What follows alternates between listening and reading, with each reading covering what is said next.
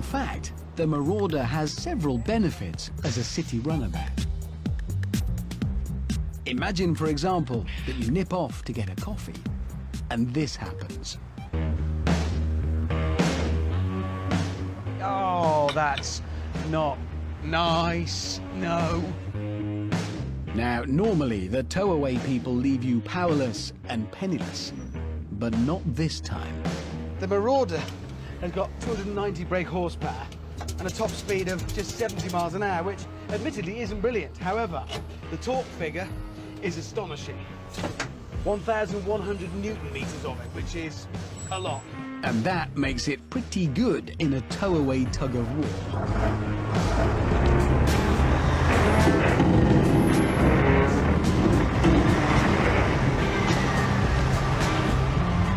We're going this way.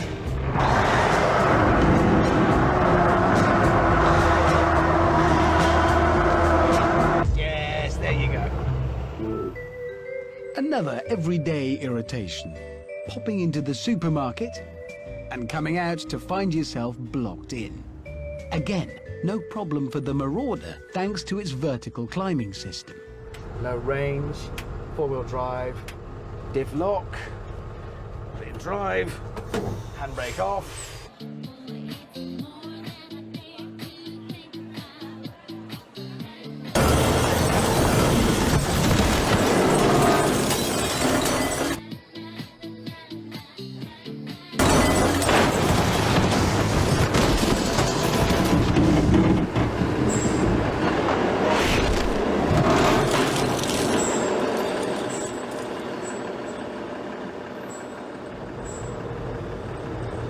It's really kind of the ideal shopping car.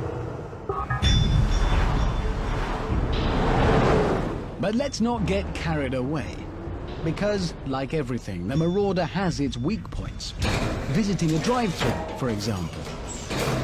Now, normally, at about this point, you'd roll down the windows and get ready to say, cheeseburger and chips, please.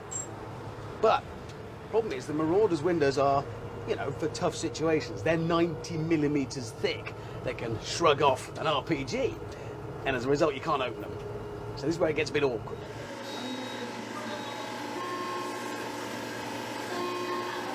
Good morning, can I take your order, please?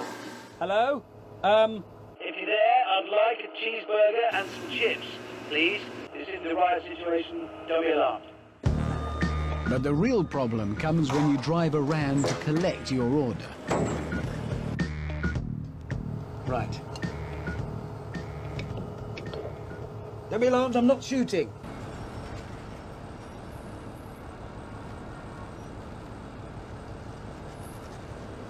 So, a mark against the Marauder there. And if you happen to visit a safari park, you might find that the windscreen wipers aren't that tough. But is this the only weak spot? Let's see. Now, this is where we're going to do a little test you won't find in the NCAP ratings. And we start not with this, but with that. Our old friend, the Hummer. Whose underside was packed with 7 pounds of plastic explosive. Oh dear. Really not much point trying to see if it will start because some pretty important bits are missing. So the H3 is, like Hummer itself, very dead. But the important question is, what happens to the Marauder when you put the same amount of explosives underneath it?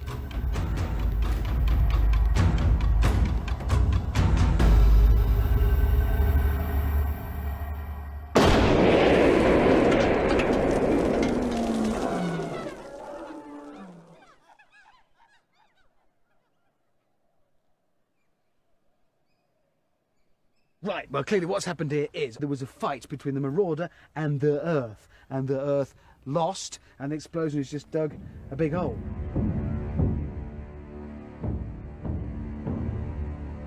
Okay, fingers crossed.